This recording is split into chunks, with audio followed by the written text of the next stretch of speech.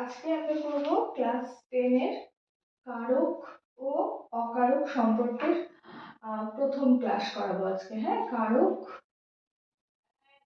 ও অকারক সম্পর্ক। আচ্ছা, কারক কি? কারক বলার আগে আমাদের একটা জিনিস আগে জানতে হবে, সেটা হচ্ছে পদ, নামপদ ও ক্রিয়াপদ। পদকে আমরা যদি ভাগ করি তাহলে দুটো ভাগ পাই, একটা হচ্ছে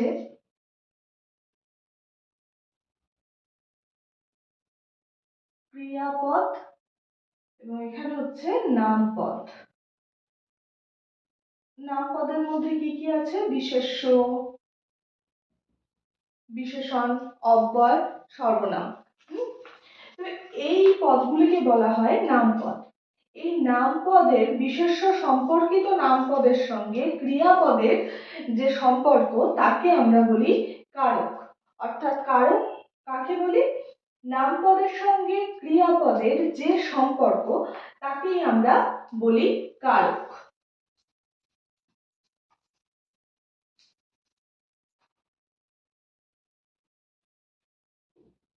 নামপদের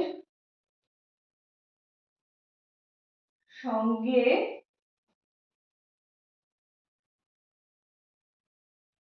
ক্রিয়াপদের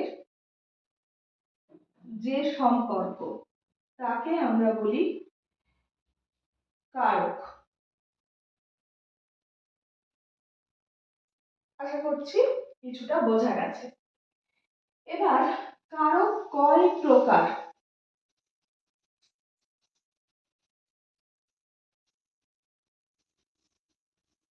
কারক কয় প্রকার বা কারক কিভাবে বুঝবো কোনটা কোন কারক, কারক কি?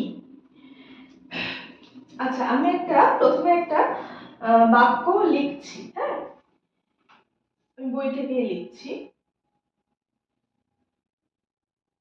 সরল বাবু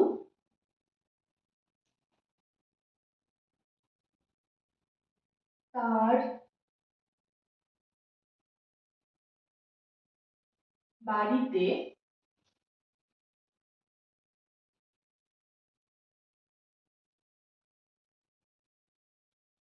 গরিবদের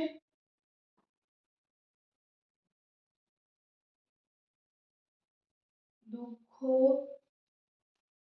দূর করার জন্য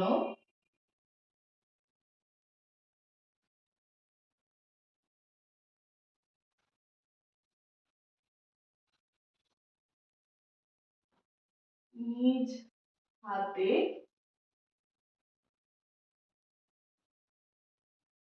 আলমারি থেকে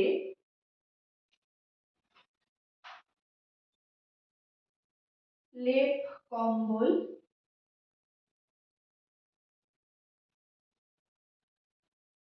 দান করতেন।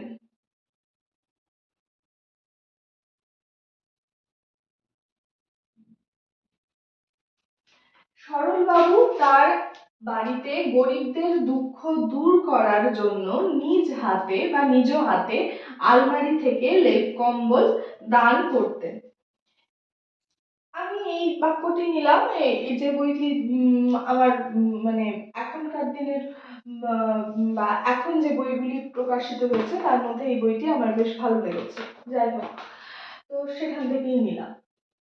এগুলো অন্যরকম অনেক বাক্যই হয়, যেমন পুরোহিত পুষ্পাঞ্জলি মানে সকালবেলা উদ্যান থেকে পুষ্প সংগ্রহ করে দেবতার উদ্দেশ্যে পুষ্প পাত্র থেকে সেই পুষ্প নিয়ে পুষ্পাঞ্জলি দিলে, এরকম অনেক বাক্য রয়েছে। আমরা আসলে একটি বাক্যের মধ্যে সব কারকগুলিকে সহাবস্থান করছে একটি বাক্যের মধ্যে, সেই বাক্যকে আমরা এই সময় নির্বাচন করে থাকি। তো এখানে ক্রিয়াপদ কোনটি? এই যে দান করতেন, দান করতেন, এটি ক্রিয়াপদ হচ্ছে দান করতেন। হ্যাঁ, দান করতেনটা ক্রিয়াপদ। আচ্ছা, কারকের কাকে বলে কি বলেছি? কারকের সঙ্গে ক্রিয়াপদের সঙ্গে নামপদের যে সম্পর্ক। আচ্ছা, নামপদ কোনগুলি? এখানে সরল বাবু, এটি বিশেষণ, এটিও একটি নামপদ। বাড়িতে, এটিও একটি নামপদ।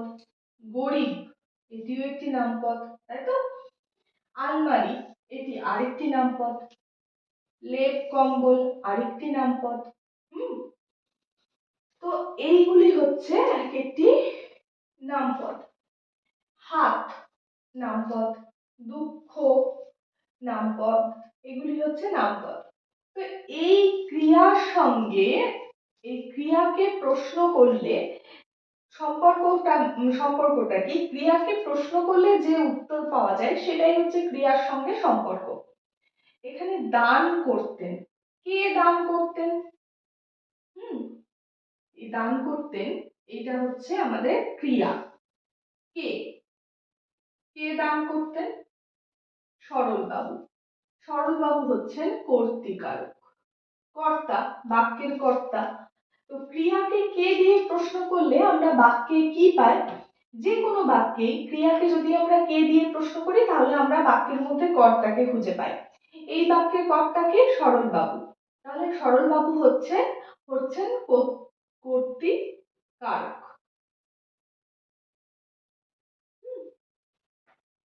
ক্রিয়াকে কে দিয়ে প্রশ্ন করলে আমরা যেমন কর্তাকে পাই, ক্রিয়াকে কি দিয়ে প্রশ্ন করলে আমরা পাই কর্ম। আচ্ছা, কি করছেন? সরলবাবু কি দান করতেন? কে দান করতেন? সরলবাবু, কর্তৃকারক। কি দান করতেন? লেপ কম্বল। এটি হলো কর্ম বা কর্মকারক। আচ্ছা, এরপরে কি দিয়ে দান করতেন? মানে কিসের সাহায্যে দান করতেন? কিসের সাহায্যে? কি দিয়ে বা কিসের সাহায্যে? নিজ হাতে দান করতেন, নিজ হাত। এটা হচ্ছে করণ, নিজ হাতে দান করতেন। তাহলে আমরা কি কি প্রশ্ন পেলাম? কে দিয়ে প্রশ্ন করলে আমরা কর্তা পেলাম, কর্তাকে আমরা বলছি কর্তৃকারক। কি দিয়ে প্রশ্ন করলে আমরা এই কম্বল পাচ্ছি, কর্ম, তো এইটাকে বলছি আমরা কর্মকারক। কিসের জন্য, কিসের সাহায্যে বা কি দিয়ে তিনি নিজ হাত দিয়ে দিতেন? কোথা থেকে? এটাকে বলছে করণ, নিজ হাতে। কোথা থেকে? কোথা থেকে দিতেন? আলমারি থেকে, তাই তো? আলমারি থেকে। আলমারি হচ্ছে অধিকরণ, অপাদান। কিসে, কোথা হইতে বা থেকে, এটা হলে পরে আমরা বলি অপাদান। অপাদান, অপাদান কারক। কিসের জন্য? এই যে জন্য, কিসের জন্য লেপ কম্বল দান করতেন বা কিসের জন্য দান করতেন? সেক্ষেত্রে আমরা পাবো গরিবদের দুঃখ দূর করার জন্য। কিসের জন্য? দুঃখ দূর করার জন্য। এই যে কিসের জন্য, জন্যটা হলে পরে, জন্য মানে কি? জন্যকে আমরা যদি সাধু ভাষা করি বা সংস্কৃত তৎসম শব্দ করি তাহলে জন্যকে আমরা পাবো নিমিত্ত, মানে এর নিমিত্ত এটি করলো বা তিনি এর জন্য এটি করলেন, এটা বলতে গেলে আমরা কি বলি? নিমিত্ত বলি। রামবাবু অসুস্থতার জন্য ডাক্তার দেখালেন। কিসের জন্য ডাক্তার দেখালেন? অসুস্থতার জন্য। তাহলে অসুস্থতা, তো এখানে দুঃখ দূর করার জন্য, এই যে জন্য, জন্য থাকলে আমরা সেটাকে বলবো নিমিত্ত কারক। নিমিত্ত। তাহলে এখানে আমরা কটা পেলাম?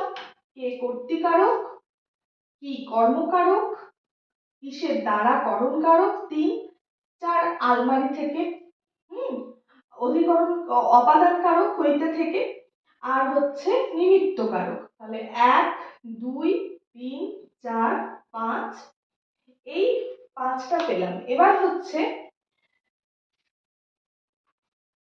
অধিকরণ কারক। অধিকরণ কারক অধিকরণ অর্থাৎ অধিক, যে জায়গা অধিকার করে থাকে বা স্থান অধিকার করে থাকে, যে স্থানে বা যে জায়গায় ক্রিয়াটি সম্পন্ন হয় তাকে আমরা অধিকরণ কারক বলি। যে জায়গা বলতে এখানে কোন জায়গা? তার বাড়িতে। তার বাড়িতে কোথায়? কোথায় অর্থাৎ স্থান বোঝাবে এখানে। স্থান, অধিকার, স্থানটা অধিকার করে, যে স্থান অধিকার করে ক্রিয়া তার কাজ সম্পন্ন করছে, হ্যাঁ, সেইটাকে আমরা বলি অধিকরণ কারক। অর্থাৎ যে স্থান অধিকার করে ক্রিয়া তার কার্য সম্পন্ন করছে তাকে এই স্থানটা, স্থান বা কাল, স্থান এবং কাল দুটোই বোঝায়। এখানে যদি আমি বলতাম যে শীতকালে সরল বাবু গরিবদের জন্য, গরিবদের দুঃখ দূর করার জন্য নিজ হাতে আলমারি থেকে লেপ কম্বল দান করতেন, সেখানে কখন বোঝাতে গেলে আমরা শীতকাল, একটি স্থান, একটি সময়কে বোঝাতাম। এটাকে আমরা বলছি এই শীতকাল বা তার বাড়ি থেকে একটি স্থান, স্থান কাল, এই দুটোকেই বলা হয় অধিকরণ কারক। অর্থাৎ যে স্থান, বারবার বলছি যে স্থান অধিকার করে বা যে কালে, যে কালকে অধিকার করে ক্রিয়া তার কার্য সম্পন্ন করছে তাকে আমরা বলবো অধিকরণ কারক। বোঝা গেল? এবার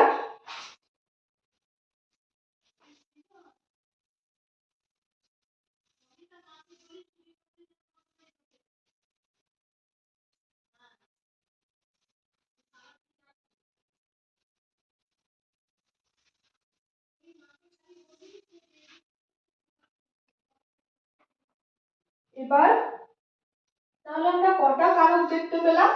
একটা আমি ছক লিখছি কারকের।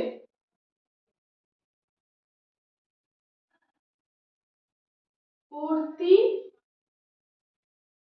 কারক ক্রিয়াকে কি প্রশ্ন করবে? কে। কে দিয়ে প্রশ্ন করলে ক্রিয়াকে যে উত্তর পাওয়া যাবে সেটাকে আমরা বলি কর্তৃকারক। হলো? ক্রিয়াকে কে দিয়ে প্রশ্ন করবে, সব সময় ক্রিয়াকে প্রশ্ন করতে হবে। যে কোনো কারক নির্ণয় করতে গেলে আমাদেরকে ক্রিয়াকে প্রশ্ন করতে হবে। কে দিয়ে প্রশ্ন করলে, কর্তৃকারক হলে কে দিয়ে প্রশ্ন করতে হবে। কর্মকারকের ক্ষেত্রে আমরা কি করব? কর্মকারক হলে আমাদেরকে কি দিয়ে প্রশ্ন করতে হবে। ক্রিয়াকে কি দিয়ে প্রশ্ন করলে যে উত্তর পাবো তাকে আমরা কর্মকারক বলি। আরেকটু পরিষ্কার করে বলে দিই, আগের বাক্যটা আশা করছি লিখে নিয়েছো। আচ্ছা, কে দান করতেন? সরল বাবু। সরল বাবু কর্তৃ, কর্তৃকারক। কি দান করতেন? লেপ কম্বল, কর্মকারক।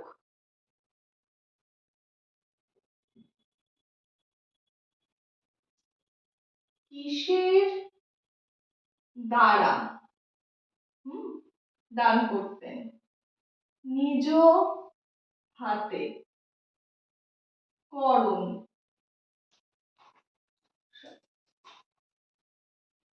নিজ হাতে করণ। কোথা থেকে দান করতেন? আলমারি। এটা হচ্ছে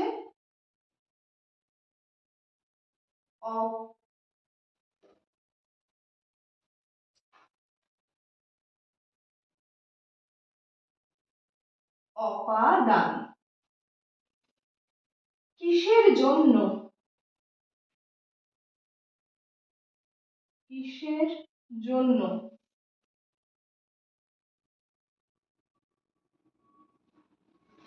গরিবদের দুঃখ দূর করার জন্য।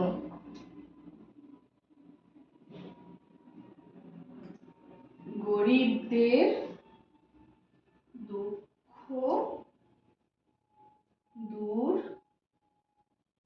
করার। হ্যাঁ, এটা হচ্ছে নিমিত্ত। কোথায় কোথায় দান করতেন? নিজ তার বাড়িতে লেখা ছিল না বাক্যে।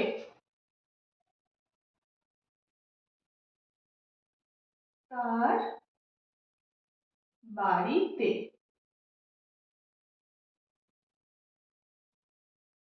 অধিকরণ। তাহলে কে দান করতেন? সরলবাবু। কর্তৃক কি দান করতেন? লেপ কম্বল। কর্ম কিসের দ্বারা? নিজের হাতে। করণ কোথা থেকে? আলমারি থেকে। অপাদান কিসের জন্য? গরিবদের জন্য, গরিবদের দুঃখ দূর করার জন্য। নিমিত্ত কোথায়? তার বাড়িতে। এটা হচ্ছে অধিকরণ। এবার যদি বলা হতো যে কখন কখন দান করতেন, সেটা শীতকাল যদি হতো, তাহলে এটা হচ্ছে অধিকরণ। এই হচ্ছে কারক নির্ণয়ের একটা খুব সহজ এবং একমাত্র পথ, যে কোনটা কোন কারক সেটা আমরা বুঝতে পারবো। এটা বাদ দিয়েও আরেকটি বিষয় রয়েছে, সেটি হচ্ছে সম্বন্ধ পদ। আমরা এই যে 6টা কারক পড়ি, এই 6টা কারকের সাথে আমাদের আরেকটি বিষয় থাকে, সেটি হচ্ছে সম্বন্ধ পদ।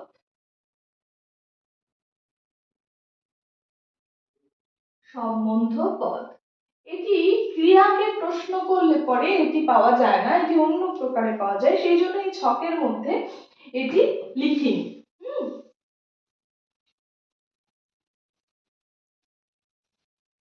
এরপরে আমরা আরেকটি বিষয়ে জানবো, সেটি হচ্ছে বিভক্তি।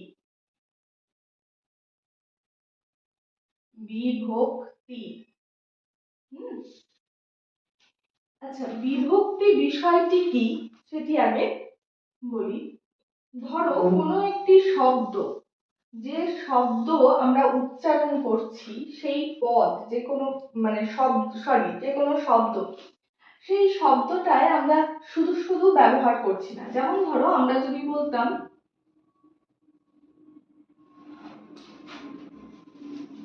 এখানে যদি লিখতাম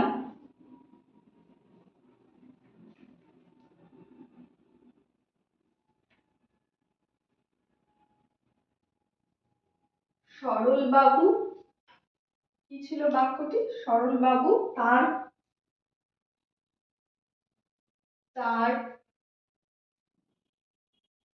বাড়ি গরিব দুঃখ দূর করা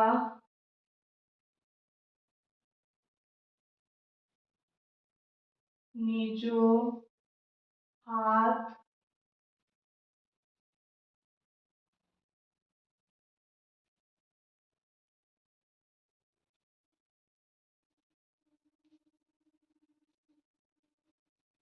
লেপ কম্বল দান করা। কোনো অর্থ দাঁড়াচ্ছে? সরল বাবু তার বাড়ি গরিব দুঃখ দূর করা, নিজ হাত আলমারি লেপ কম্বল দান করা। এখানে কোনো অর্থ বোঝাচ্ছে না, অথচ এই প্রত্যেকটি শব্দের আলাদা আলাদা অর্থ আছে। শব্দগুলি অসংলগ্ন শব্দ নয়, বা শব্দগুলি বোধগম্য শব্দ নয় এমনটা নয়, অর্থাৎ প্রত্যেকটি শব্দ আমাদের বোধগম্য, অথচ প্রত্যেকটি শব্দ পাশাপাশি বসে আমরা আমাদের মনের ভাবটা প্রকাশ করতে পারছি না, বা যেটা বলতে চাইছি সেটা বলতে পারছি না। তাহলে এখানে কি কি দরকার? সরলবাবু তার বাড়ি গরিব দুঃখ দূর করা, নিজ হাত আলমারি লেপ কম্বল দান করা। এটা কোনো বাক্য ব্যবহার, বাক্যটা তৈরি হচ্ছে না, অথচ এক একটি ঠিকঠাক শব্দ পাশাপাশি বসেছে। তাহলে এটিকে বাক্যতে পরিণত করতে গেলে আমরা এখানে কি ব্যবহার করব, কি কি আমাদের ঘাটতি আছে, কি কি আমরা যোগ করব। সরলবাবু তার বাড়িতে, বাক্যটি কি ছিল? সরলবাবু তার বাড়িতে গরিবদের দুঃখ দূর করার জন্য, তাই তো, দুঃখ দূর করার জন্য নিজ হাতে আলমারি থেকে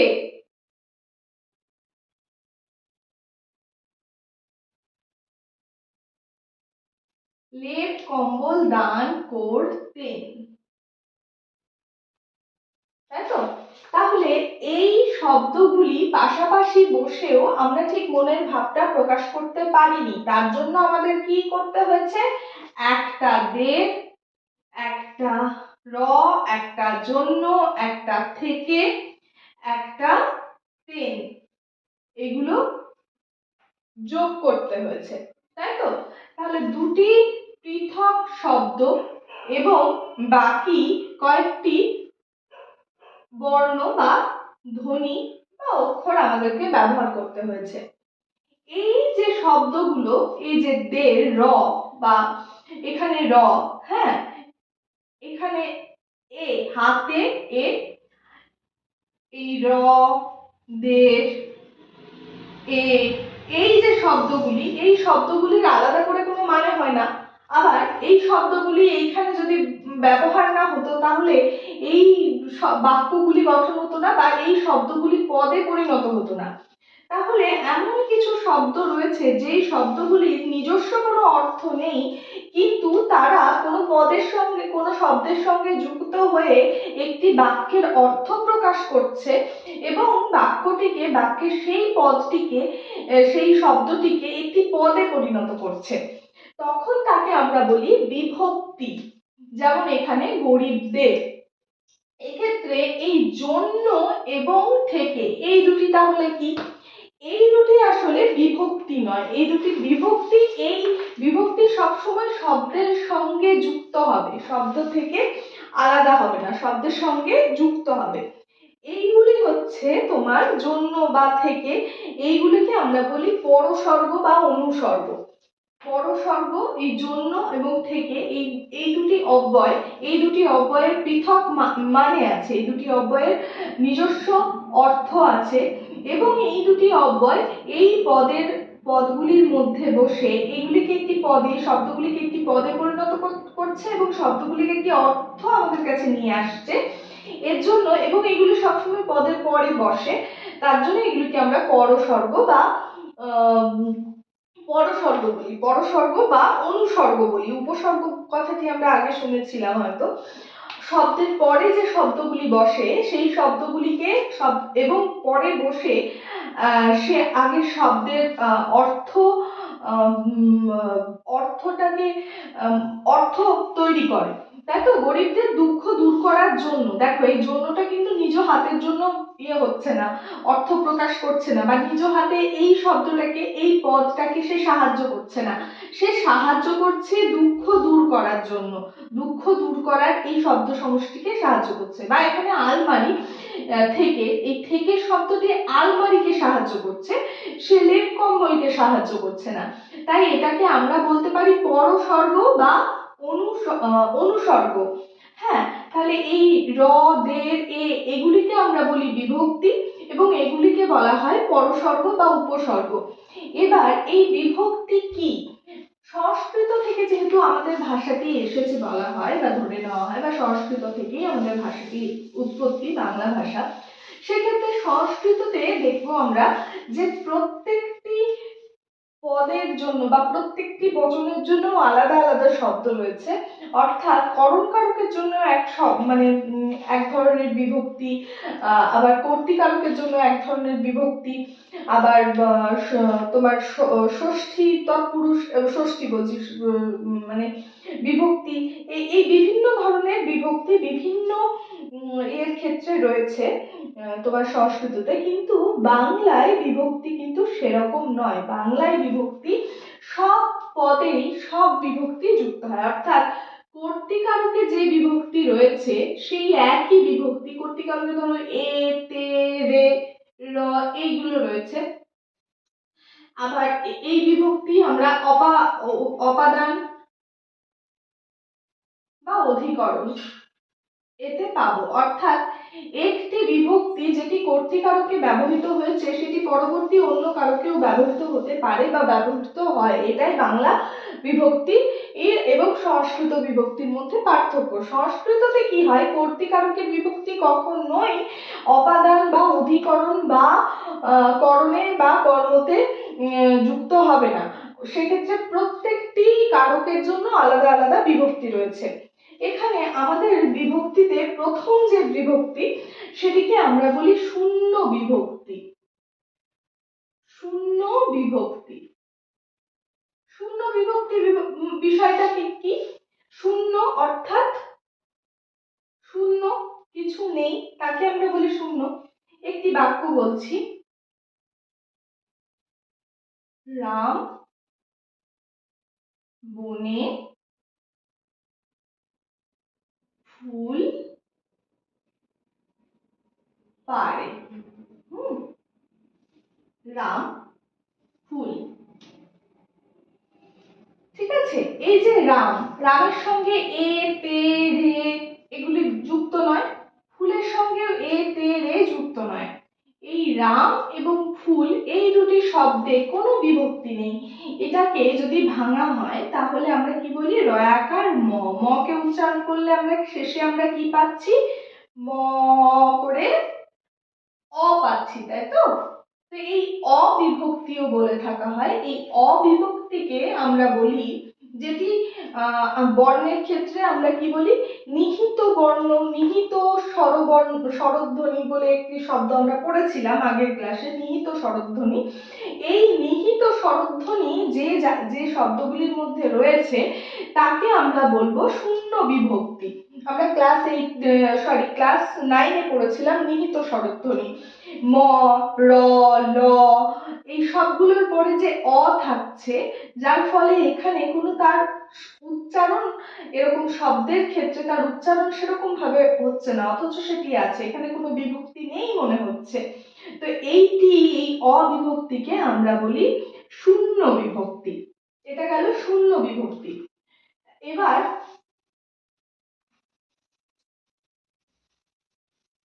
আর কি কি বিভক্তি আছে, এছাড়া রয়েছে এ বিভক্তি।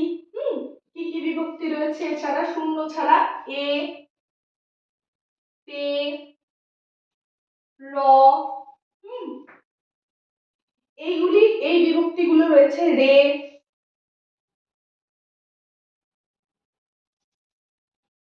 এই বিভক্তিগুলিকে আমরা বলি বিশেষ করে এ বিভক্তিটিকে আমরা, এইগুলো রয়েছে আমাদের বিভক্তি।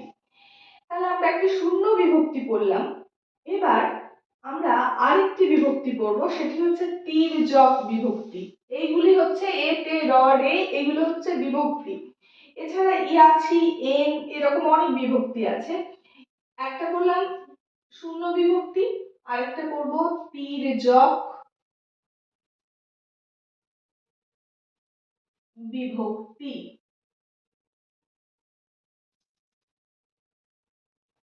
তির্যক মানে এরকম ভাবে, তাই তো। অর্থাৎ একটি বিভক্তি যেটি অনেক কারকের ক্ষেত্রে ব্যবহৃত হয় এবং অনেক কারকের সঙ্গে সম্পর্ক তৈরি করে। এই বিভক্তিটি বিশেষত অধিকরণ কারকের বিভক্তি চিহ্ন হলেও যে কোনো কারকেই প্রযুক্ত হয়, যে কোনো পদকেই তির্যক ভাবে বিশ্লেষণ করে বা তির্যক ভাবে আনিত করায় তাকে তির্যক বিভক্তি বলে। এই বিভক্তিটিকে আমরা তির্যক বিভক্তি বলতে পারি। এছাড়াও কে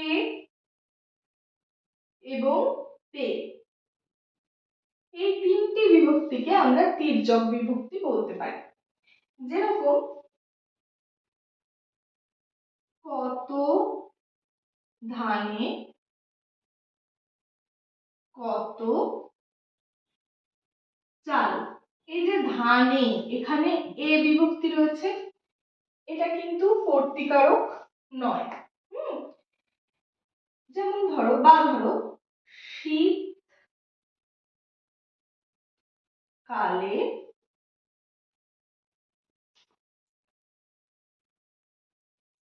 শীতকালে নলেন গুড় বা ব্যবহার করা গুড় পাওয়া যায়।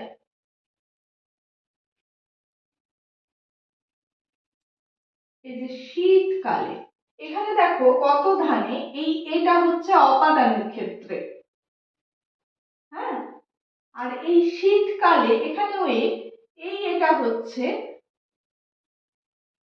অধিকরণ কারকে, তাই তো, শীতকাল সময় এটা বলেছি, তো শীতকালে এটা হচ্ছে অধিকরণ কারকে।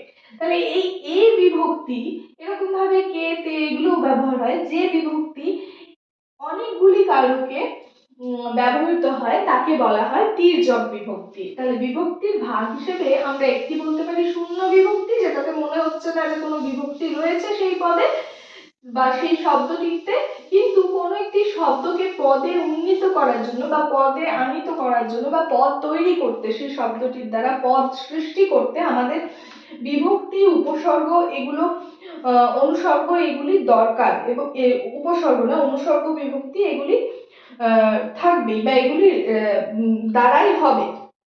তো আজকে আমরা এইটুকুই পড়বো, পরের দিন পড়াবো অনুসর্গ এবং নির্দেশক, এবং এই বিভক্তি, অনুসর্গ, নির্দেশক এইগুলির সঙ্গে এইগুলির তুলনা।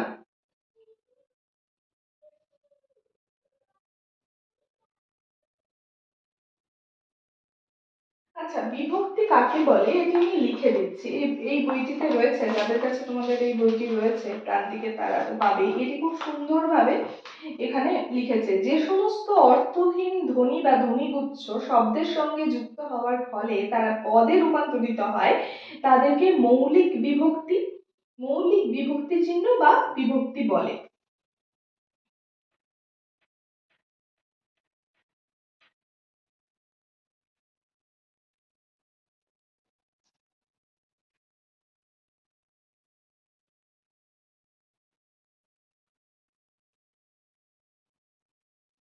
যে সমস্ত অর্থহীন ধ্বনি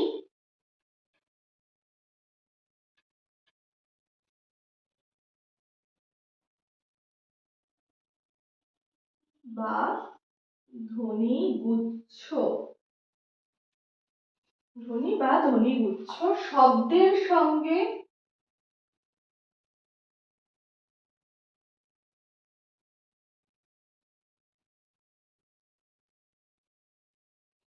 শব্দের সঙ্গে যুক্ত হয়ে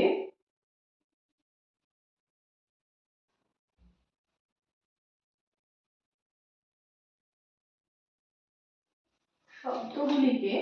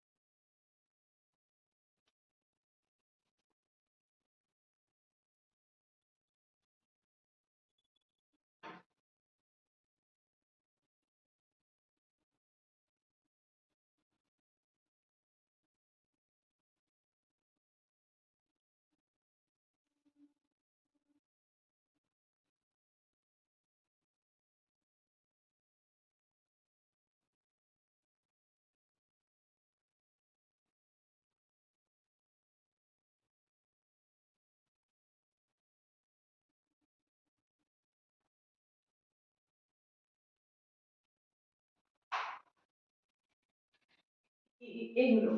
আচ্ছা, যে সমস্ত অর্থহীন ধ্বনি বা ধ্বনিগুচ্ছ শব্দের সঙ্গে যুক্ত হয়ে শব্দগুলিকে পদে রূপান্তরিত করে তাদের বিভক্তি বলা হয়।